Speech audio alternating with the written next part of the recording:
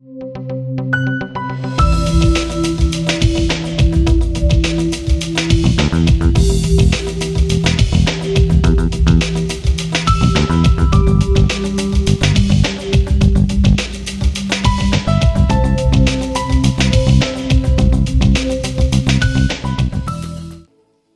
mengucap syukur kepada Tuhan kalau Tuhan masih memberi kita kesempatan seperti ini.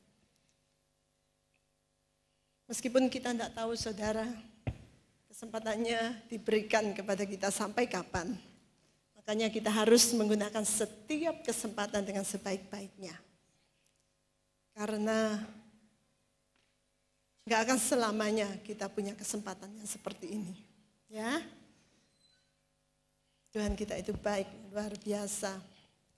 Pagi hari ini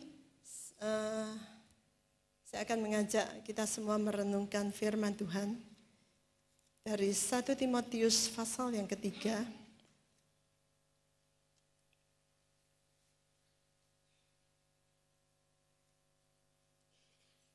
Satu Timotius pasal yang ketiga. Ayat yang pertama. Demikian bunyinya. Firman ini setia. Apabila seseorang mengharapkan jabatan penilik jemaat, ia menginginkan pekerjaan yang baik. Oleh karena itu, seharusnya lah seorang penilik jemaat tidaklah bercela. Suami dari satu istri, sabar, bijaksana, sopan, suka memberi tumpangan, mampu mengajar, bukan yang mabuk-mabukan, bukan pemberang, bukan yang serakah, sebaliknya yang baik hati, yang tidak suka bertengkar, yang tidak mencintai uang, sambil mengatur rumah tangganya sendiri dengan baik, seraya memelihara anak-anak di dalam ketundukan dengan segala ketulusan. Adapun jika seseorang tidak tahu mengatur rumah tangganya sendiri, bagaimanakah dia akan mengurus gereja Elohim? Bukan yang baru bertobat, agar jangan karena bermegah dia jatuh ke dalam penghakiman si iblis.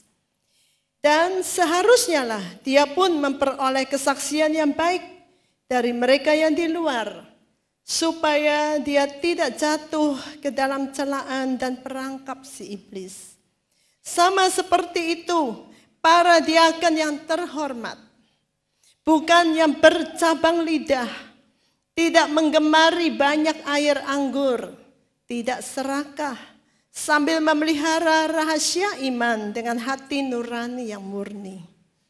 Dan pertama-tama hendaklah hal ini pun dibuktikan, baru kemudian mereka melayani dengan tiada bercela. Sama seperti itu para istri yang terhormat, tidak jahat, sabar, setia dalam segala hal. Para diaken hendaklah menjadi suami dari satu istri yang mengatur anak-anak dan rumah tangganya sendiri dengan baik. Sebab yang telah melayani dengan baik, mereka memperoleh kedudukan yang baik bagi diri mereka sendiri, dan keberanian penuh dalam iman yang ada dalam Hamasya Yesua.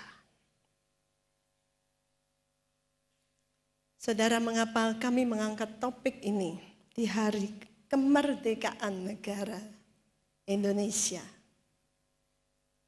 Saudara, kalau saudara perhatikan, Presiden terpilih kita Bapak Jokowi banyak bicara tentang revolusi mental yang beliau anggap sangat penting untuk bangsa ini, yaitu supaya mentalnya diperbaiki. Dan saya ingat pernah satu kali Bapak Yusuf Kala berkata, bahwa sebenarnya revolusi mental itu harus dimulai dalam keluarga-keluarga. Saudara, kita tahu memang betapa pentingnya peran keluarga. Mengapa Tuhan membentuk keluarga?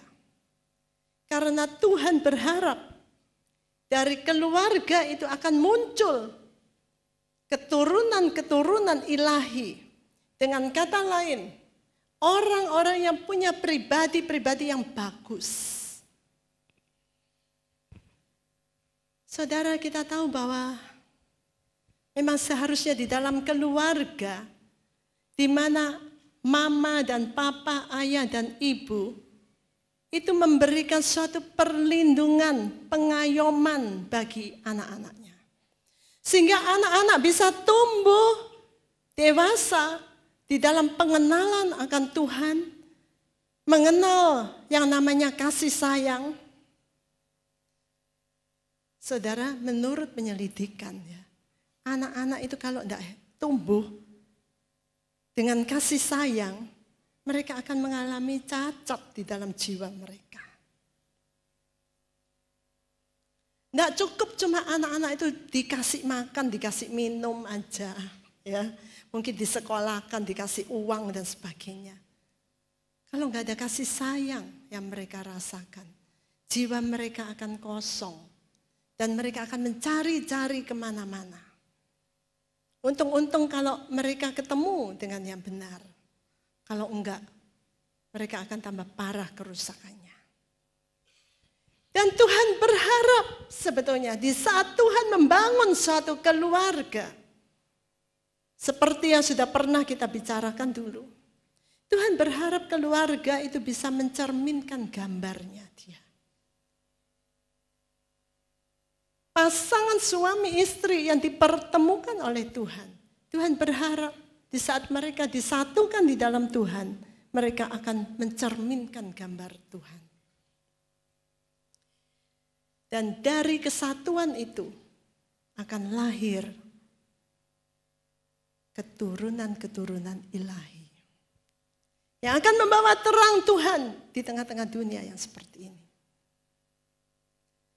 Nah saudara, karena itu peran keluarga ini sangat penting. Ya, ini salah satu penyebab mengapa ada banyak orang mengalami masalah di dalam kejiwaan mereka. Anak-anak yang dibesarkan di dalam keluarga yang broken. Keluarga yang terus penuh dengan ketegangan. Saudara bayangkan ya, kalau syaraf orang itu tegang terus. Lama-lama ya terganggu ya, saudara. Dulu saudara waktu saya masih kecil, istilah-istilah seperti bipolar, psikopat dan sebagainya itu tidak banyak terdengar. Tapi sekarang rasanya banyak banget. Karena memang setan sudah bekerja begitu rupa, di mana begitu banyak keluarga itu dihancurkan. Sehingga anak-anak juga pecah hati mereka, rusak hati mereka.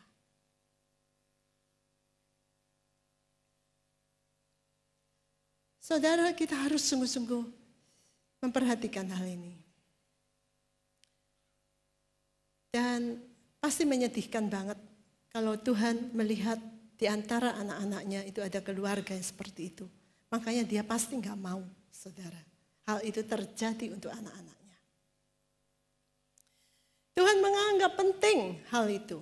Karena itu Tuhan Yesus pada waktu dia mengadakan mujizat yang pertama di depan umum. Dia mengadakan mujizat di dalam sebuah perkawinan di Kana. Karena Tuhan melihat, Tuhan menganggap penting lembaga ini. Karena itu dia bikin mujizat dalam perkawinan. Dalam mujizatnya yang pertama. Kita tadi sudah baca, kenapa peraturan untuk penilik jemaat dan diaken itu seharusnya lah seseorang yang bisa mengurus rumah tangganya. Sebab kalau rumah tangganya saja dia nggak bisa mengurus, bagaimana dia mau mengurus gereja Elohim? Ya, tadi ayat-ayat yang kita baca mengatakan demikian. Keluarga ini penting. Nah saudara, mungkin kadang-kadang kita tidak terpikir bahwa suatu saat pun kita harus mempertanggungjawabkan hal ini di hadapan Tuhan. Jangan kita menganggap remeh. Di saat kita dipersatukan di dalam nama Tuhan. Dan kita mengucapkan janji nikah kita di hadapan altar Tuhan. Kita kita jangan anggap remeh hal-hal yang demikian. Sebab Tuhan tidak pernah ingkar janji. Dan dia juga tidak mau kita ingkar janji. Jangan anggap sepele janji nikah yang kita ucapkan di saat kita menikah. Itu bukan hanya omongan mulut yang tidak ada artinya. Enggak. Tuhan mencatat dan mengingat janji kita kepada dia. Di saat pasangan suami dan istri itu berkata, di hadapan Tuhan dan jemaat, saya berjanji. Nah, kemudian diikuti dengan janjinya. Apakah Tuhan lupa janji kita, saudara? Dia tidak akan lupa. Makanya jangan sembarangan dengan janji. Firman Tuhan mengatakan, hati-hati kalau kamu berjanji di hadapan Tuhan. Kamu harus menepati. Kalau suami berjanji, aku berjanji akan setia mengasihi istriku, tidak berlaku kasar kepada istriku. Tepati janji kita di hadapan Tuhan. Kalau istri-istri berjanji, aku berjanji, aku akan menundukkan diri di bawah pimpinannya. Taati janji kita di hadapan Tuhan. Kalau kita berjanji, aku akan setia. Aku berjanji aku tidak akan meninggalkan dia. Baik dalam susah, baik dalam senang. Tepati janjimu. Kalau kita tidak menepati janji kita akan berurusan dengan Tuhan. Ada banyak orang menyepelekan hal ini. Mereka tidak ingat bahwa mereka pernah janji sama Tuhan. Dan saya berharap kita semua setelah ini, kita tidak lupa janji kita kepada Tuhan. Jangan kita main-main dengan Tuhan. Karena Tuhan tidak pernah bermain-main dengan kita. Dia setia dan dia memegang teguh janjinya kepada kita. Dan Tuhan juga berharap bahwa kita memegang teguh janji kita kepada dia. Bahwa kita akan memelihara perkawinan kita sesuai dengan kehendaknya. Amin. Saudara, mengapa ada banyak rumah tangga yang pecah? Itu tadi mungkin salah satu penyebabnya.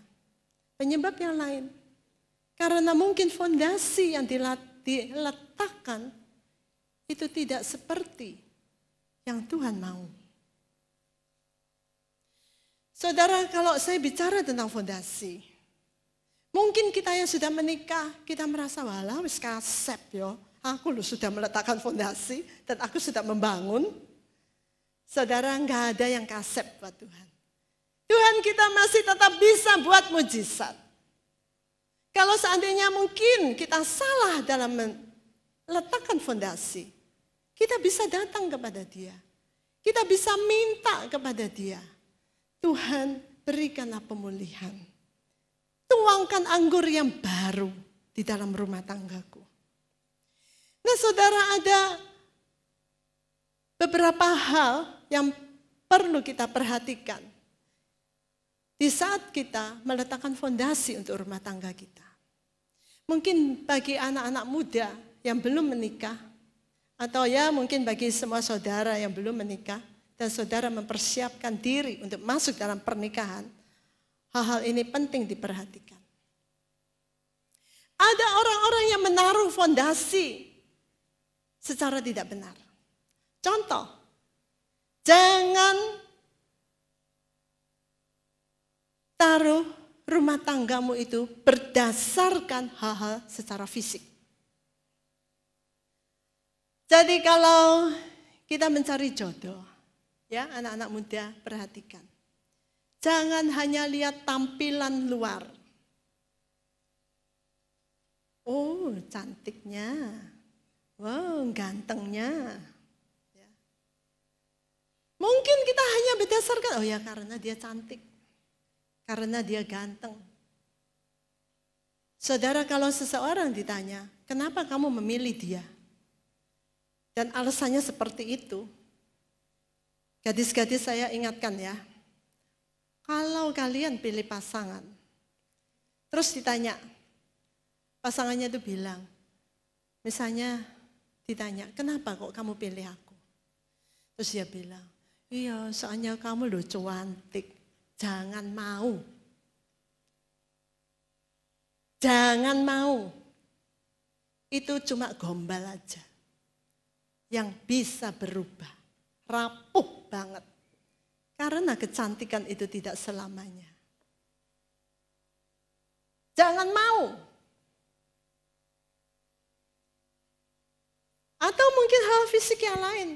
Oh mungkin karena dia kaya, karena dia punya kedudukan dan sebagainya.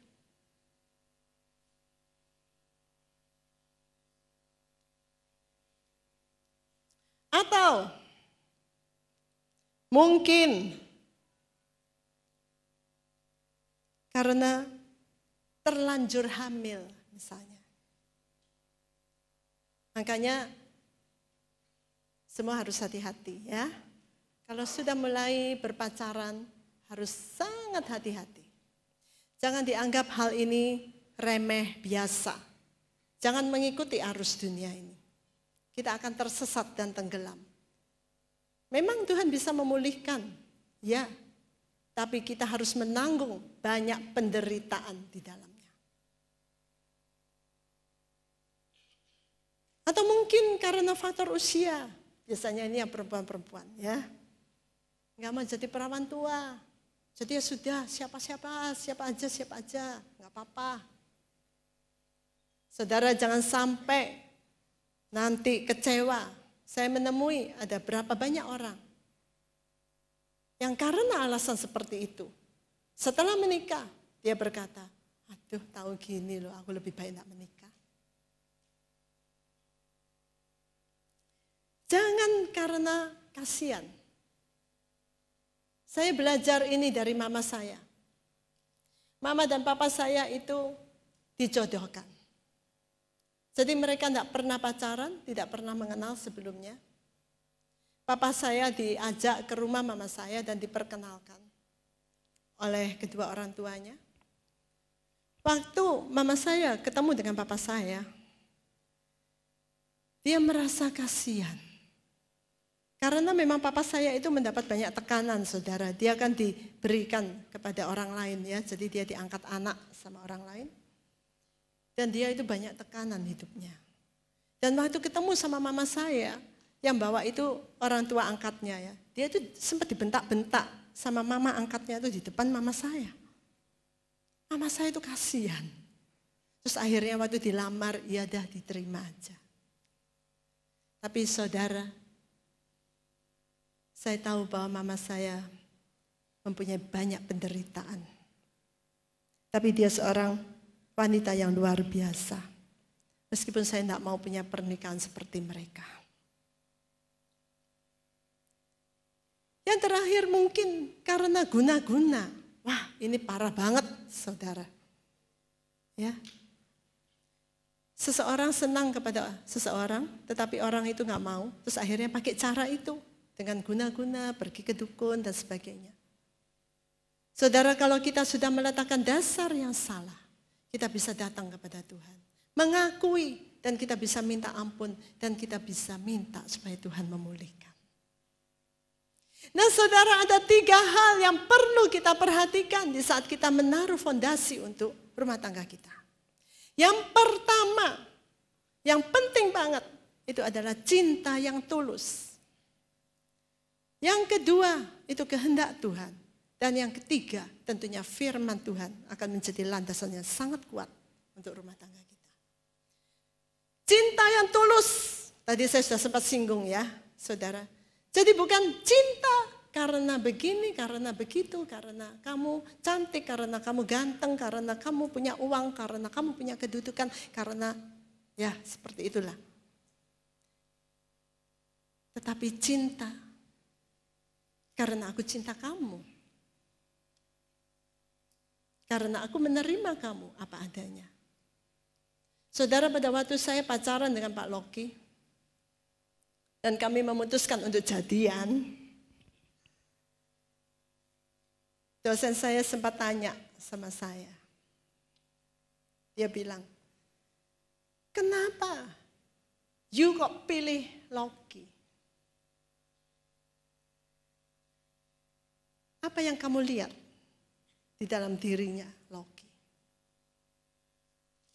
Saya tidak siap dengan pertanyaan yang seperti itu, saudara. Saya bingung. Waktu ditanya begitu, saya begini, apa ya? Saya mulai mengingat, ya saya suka dia karena apanya ya? Saya memang pernah berkata saya suka rambutnya. Tapi ternyata bukan itu ya saudara. Sebab setelah rambutnya nggak ada pun saya tetap cinta dia. Tapi waktu itu saya nggak jawab begitu saudara. Karena memang itu bukan alasannya. Saya sempat diam terus saya bilang, ya nggak tahu saya bilang. Ya nggak tahu. Ya karena saya cinta aja sama dia. Dan karena saya yakin bahwa Tuhan memilihkan buat saya. Ya saudara, memang jauh sebelum saya ketemu Pak Loki, saya sering berdoa, Tuhan, aku ini kalau milih jodoh pasti nggak bisa. Karena aku kan nggak tahu hatinya seseorang. Mungkin cuma lihat luarnya aja. Jangan terkecoh dengan penampilan luar. Ya anak-anak muda, jangan terkecoh dengan penampilan luar. Dan saya bilang sama Tuhan, karena itu Tuhan, Engkau saja yang memilihkan untuk aku. Dan akhirnya Tuhan pertemukan saya dengan Pak Loki. Dan sampai sekarang saya tidak pernah menyesal, saudara. Saya tahu bahwa Tuhan sudah memilihkan yang terbaik buat saya. Dan sampai sekarang tetap terbaik. Amin. Memang Tuhan kita luar biasa. Ya, Tuhan kita luar biasa. Berikan cinta yang tulus untuk melandasi rumah tangga kita. Meskipun saudara, cinta manusia itu tetap tidak cukup. Tidak cukup saya bilang. Di saat kita memasuki rumah tangga, kita akan tahu bahwa kita perlu cinta Tuhan. Yang selalu mengcover cinta kita. Yang terlalu minim. Ya, mungkin saudara yang sudah masuk rumah tangga, saudara mengerti kata-kata saya ini. Yang belum, ya nanti kalian akan mengalami. Tapi percaya saja omongan saya. Butuh cinta Tuhan yang terus mengcover cinta kita yang sebetulnya sangat kurang. Yang kedua adalah kehendak Tuhan. Ya saudara, kehendak Tuhan ini penting banget. Seperti tadi yang sudah saya saksikan. Saya banyak bertanya sama Tuhan. Perlu diperhatikan di saat kita tanya kehendak Tuhan. Itu jangan kalau kita itu sudah, kadung hati kita itu sudah jatuh dalam sama dia. Itu sudah terlambat untuk tanya sama Tuhan. Kalau sudah kadung jatuh cinta banget. Tanya Tuhan pun percuma. Tidak akan mendengar. Karena orang yang sudah jatuh cinta, itu sudah gak bisa diotak-atik, saudara. Diomong apapun gak mempan. Jadi meskipun tanya Tuhan, mungkin Tuhan gak menjawab. Karena apa? Paling Tuhan gini, kamu tak bilangin enggak pun, kamu tetap iya. Jadi kalau mau tanya Tuhan, itu sebelum kita sungguh-sungguh jatuh di dalam cinta yang dalam.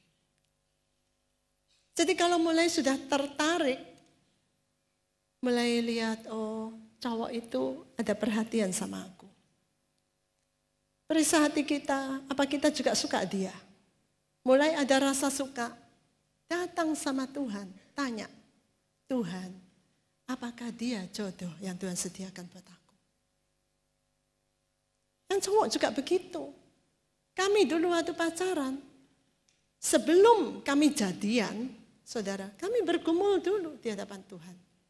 Tanya sama Tuhan. Baik Pak Loki, baik saya.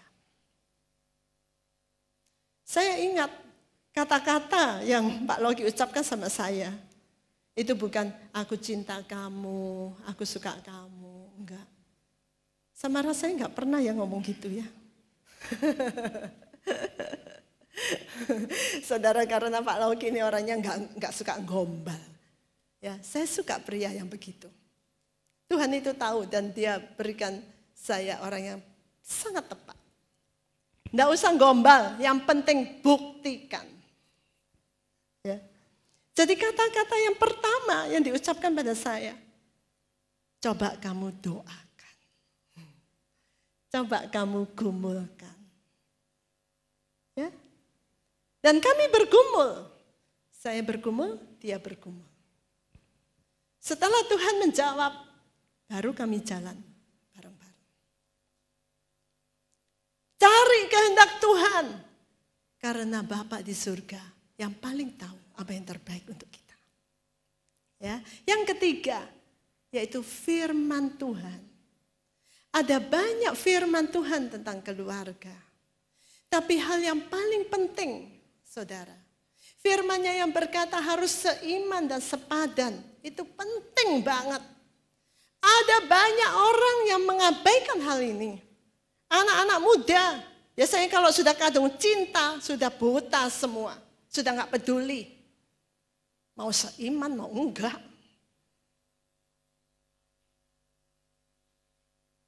Saudara, kalau kita di saat memilih kita buta, kita akan menyesal nanti di saat menikah. Karena di saat menikah, mata kita pasti melek. Mau melek, enggak melek, pasti melek. Pasti melek.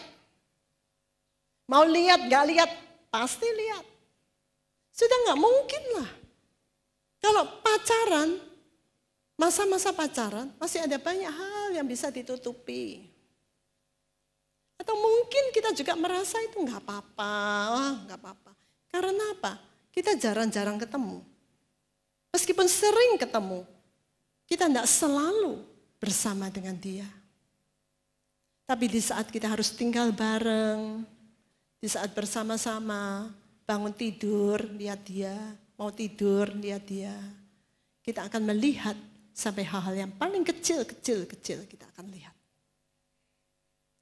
Karena itu mengapa di saat pacaran itu harus melek matanya. Jangan waktu pacaran buta. Kita akan menyesal nanti. Nah, firman Tuhan mengatakan harus seiman dan sepadan. Tuhan itu tidak pernah salah.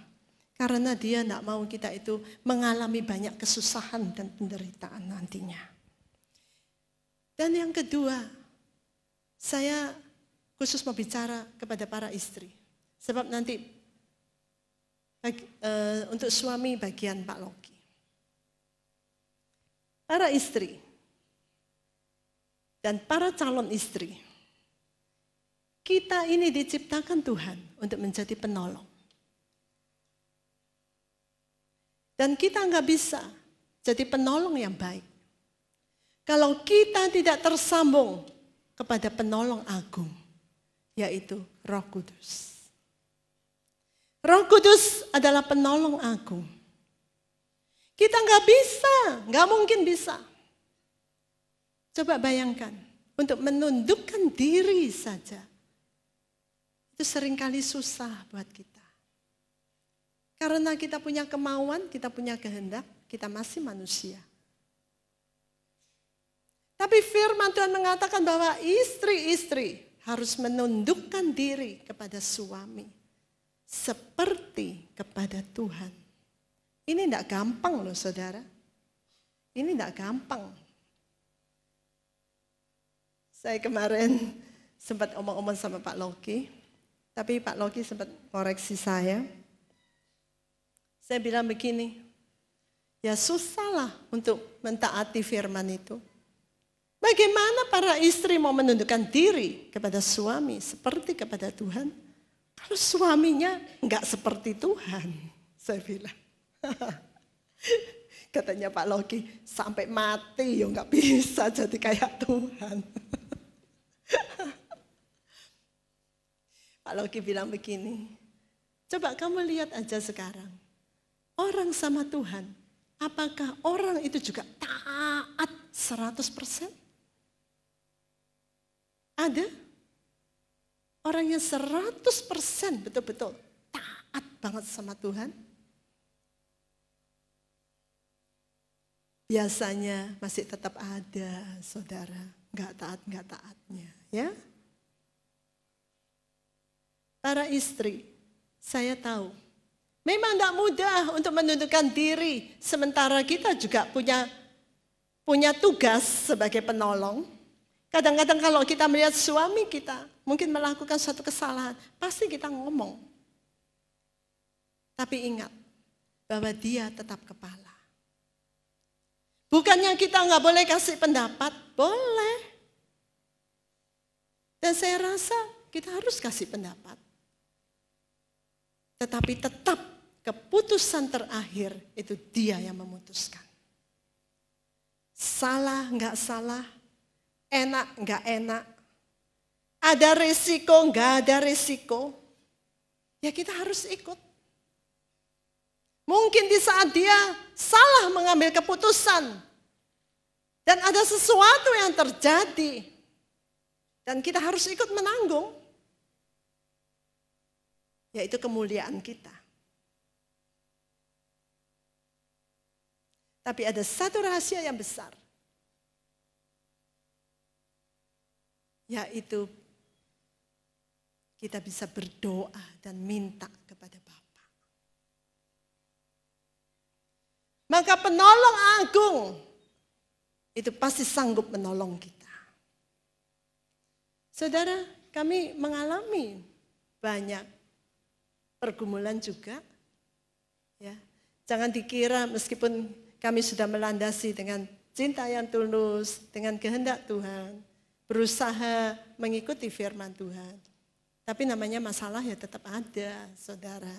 Ya, karena laki dan perempuan itu beda. Bedanya itu sudah dari sononya itu beda. Kodratnya aja sudah beda. Cara berpikirnya beda. Cara pandangnya beda. Belum lagi dengan background yang beda. Latar belakang yang beda. Pendidikan yang beda. Ya.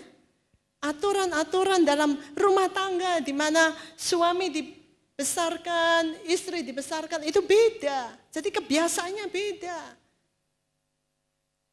Tetapi harus bersatu. Itu membutuhkan memang pergumulan yang banyak, saudara. Ya, biasanya di awal-awal pernikahan itu muncul itu. Gesekan. Itu biasa. Karena apa? Sedang menyesuaikan. Saling menyesuaikan. Makanya kita harus selalu mengikut sertakan Tuhan. Para istri, ingatlah bahwa kita punya Bapa di surga yang akan selalu membackup kita. Di saat kita melakukan kehendaknya, Bapa tahu. Ya, Bapa tahu. Di saat mungkin kita menghadapi suami kita yang punya keputusan-keputusan yang kita anggap, aduh ini nggak bisa ini. Tapi dia dikasih tahu juga nggak mau. Misalnya, datang aja kepada Bapa, maka Roh Kudus akan menolong. Saya bisa mengatakan ini karena saya banyak kali mengalami. Ya, saudara, bukannya kami itu enak terus sama-sama Pak Loki maunya gini langsung saya mau, atau saya mau begini Pak Loki langsung setuju. Enggak, tidak selalu begitu. Ada banyak perbedaan. Ada banyak pandangan-pandangan yang berbeda. Tetapi di saat kami mengikut sertakan Tuhan, di saat itu Tuhan turun tangan. Dan kami bisa melihat bahwa Bapa yang mengambil keputusan buat kami. Dan keputusan itu terbaik. Amin. Amin. Para istri, ingatlah firman Tuhan. Bahwa kita itu harus selalu belajar untuk menundukkan diri di bawah pimpinan suami kita. Karena itu banyak berdoa untuk suami kita. Supaya dia bisa sungguh-sungguh menjadi imam. Supaya dia bisa mendengar suara Tuhan. Supaya dia hidup di dalam jalan Tuhan. Maka buat kita untuk menundukkan diri itu tidak sulit. Ya. Nah saudara, bagian saya sudah selesai. Saya berikan waktu selanjutnya kepada Pak Loki. Saudara, ayat yang dibaca tadi untuk syarat penetua dan diaken, khususnya itu untuk para pria. Suami dari satu istri bisa mengepalai keluarga. Kalau belum bisa mengepalai keluarga, mana bisa ngepalai jemaat Tuhan. Itu jelas pria kan. Diaken juga begitu. Punya nama baik di luar. Nama baik di luar itu harus dibuktikan dalam perilaku. Saudara, kalau kita lihat di dalam syarat-syarat itu sebetulnya tidak sembarangan. Tapi kenapa banyak gereja Tuhan terlalu sembarangan akhirnya.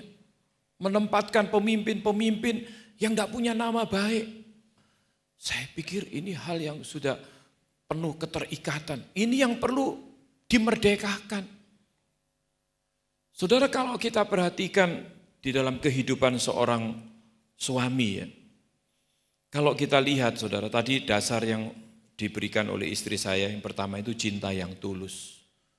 Tidak mungkinlah kita sebagai seorang manusia yang banyak kelemahan, banyak dosa, banyak kesalahan ini bisa mencintai dengan tulus tanpa kasih Tuhan. Tapi kenapa ada banyak keluarga-keluarga yang non-Kristen? Mereka bisa itu. Saya sangat concern di keluarga karena saya ini latar belakang dari keluarga yang hancur, saudara. Yang disebut broken home itu ya, saya ini produknya broken home sebetulnya. Bayangkan papa mama cerai, terus setiap hari kita dipenuhi atau diisi, dijejeli dengan keributan yang enggak karu-karuan. Di dalam ilmu pengetahuan, saudara pendidik, para guru pasti ngerti hal ini. Usia 0 sampai usia 5-6 tahun, itu anak-anak terbentuk. Nah saya ini terbentuknya itu usia 0 sampai 6 tahun, ya kayak gitu saudara. Isinya seperti itu, bahkan hari-hari ini diselidiki dari genetiknya, ya DNA dari anak-anak yang broken itu DNA-nya berubah. Keturunan penjahat itu DNA-nya lain katanya, ada tambahan-tambahan DNA. Saya bayangkan DNA saya ini gak karu-karuan. Nah ceritanya mama saya, saudara, papanya papa saya itu perampok lah, tukang inilah, nuakal. Engkongnya papa saya, jadi engkong buyut saya, itu pembunuh, perampok, masuk penjara, sudah di dalam penjara itu katanya orang besuk itu dihawi panggil. Minta rokok, datang, langsung disaut lehernya, lehernya dipeting gini, saudara. Kantongnya itu dirokok-rokok, dihabisi isinya. Dalam penjara masih ngerampok, lah ini turunannya ini, saudara. DNA-nya apa? Rusak berat. Tapi saudara perlu tahu berita ini. Darah Kristus sudah mengubah DNA saya. Saudara. Darah Kristus sudah memerdekakan saya. Amin. Saya terlalu yakin di dalam Tuhan Yesus Al-Masih kita diberi kemerdekaan oleh darahnya. Darah manusia boleh tetap berjalan. Tapi pada saat darah Tuhan Yesus mengganti, itu memberikan kemerdekaan kepada kita. Mungkin hari-hari ini suami-suami masih ada yang terikat dengan keinginan-keinginan duniawi, kedagingan atau apalah yang mengikat kita. Datang aja sama Tuhan. Percaya darah Kristus sanggup memerdekakan kita. Amin. Nah, kembali tadi saya perhatikan keluarga-keluarga non-Kristen, kok bisa mereka mengasihi suaminya, bisa mengasihi istrinya, anak-anaknya, baik-baik juga. Jangan lupa saudara, di dalam Roma pasal 3 ayat 23 di situ dikatakan, semua orang itu sudah berdosa dan telah kehilangan kemuliaan Tuhan. Itu terjemahan LAI. Tapi kalau saudara baca perbandingkan dengan terjemahan yang lain, dikatakan di situ semua orang sudah berdosa, tapi masih ada sisa-sisa, masih ada sedikit kemuliaan Tuhan. Masih ada sedikit kemuliaan Tuhan. Jadi orang yang di luar Tuhan pun sebetulnya masih ada sisa sedikit kemuliaan Tuhan. Makanya mereka masih bisa mengasihi.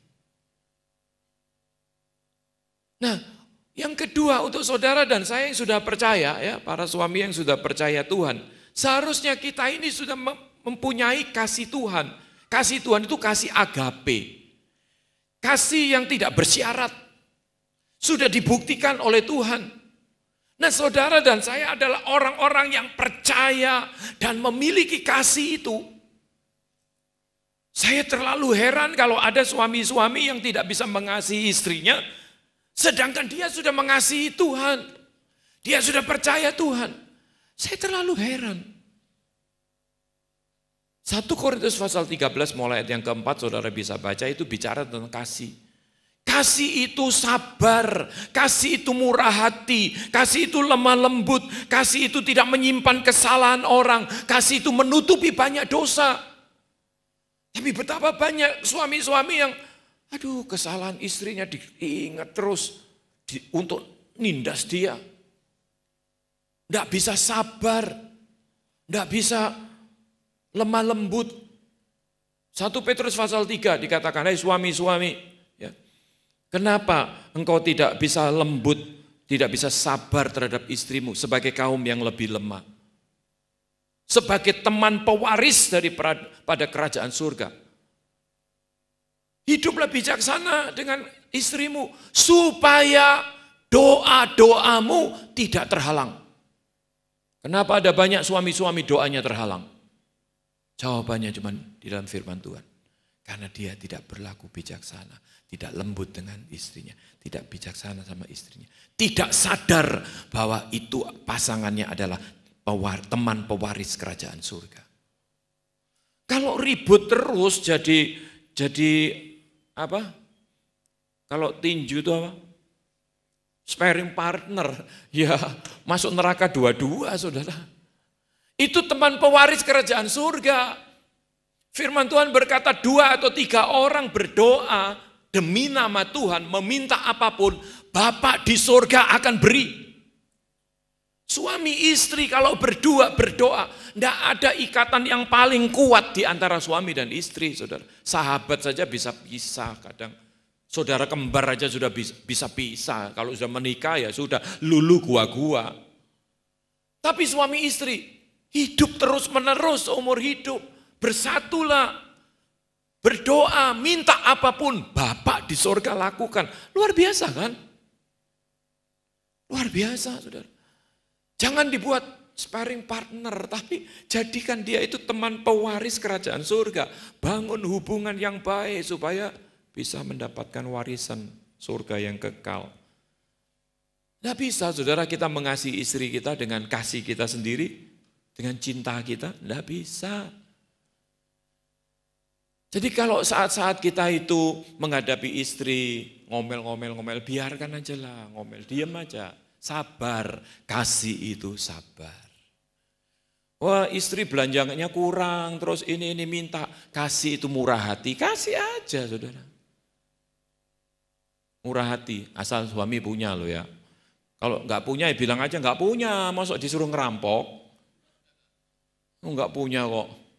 Istri juga harus ngerti, pasti istri ngerti lah, seperti itu. Saudara, kasih itu sabar, kasih itu murah hati, kasih itu lemah lembut. Jangan kasar, nempeleng dan sebagainya. Saya ini, saudara, makanan saya sehari-hari, lihat mama saya kalau dipukuli, papa saya sudah dipukul, jatuh. saya janji dalam hati, saya kalau jadi suami nanti tidak bakalan saya pukul istri saya. Coba tanya nih istri, ngeplak jundel ini tidak pernah saya, saudara. Saya hargai dia sebagai teman pewaris kerajaan surga. Anak-anak saya tidak pernah, saya tidak mau, saya sudah janji sama diri saya sendiri. Mukul. Ya kalau ngomong begini nanti Ivan bilang, oh papa pernah katanya. Lupa ya. Sok pernah sih Ivan? Pernah katanya. Oh tak gebuk guling gitu deh. Saudara, tapi nempeleng papu sampai tidak pernah. Saya lempar sikat gigi pernah Ivan. Dulu waktu kecil, ingat terus sampai sekarang. Saya waktu sikat gigi ribut sama mamanya, disuruh enggak nurut gini. Aduh, saya ini jengkel, saya ambil sikat gigi yang buat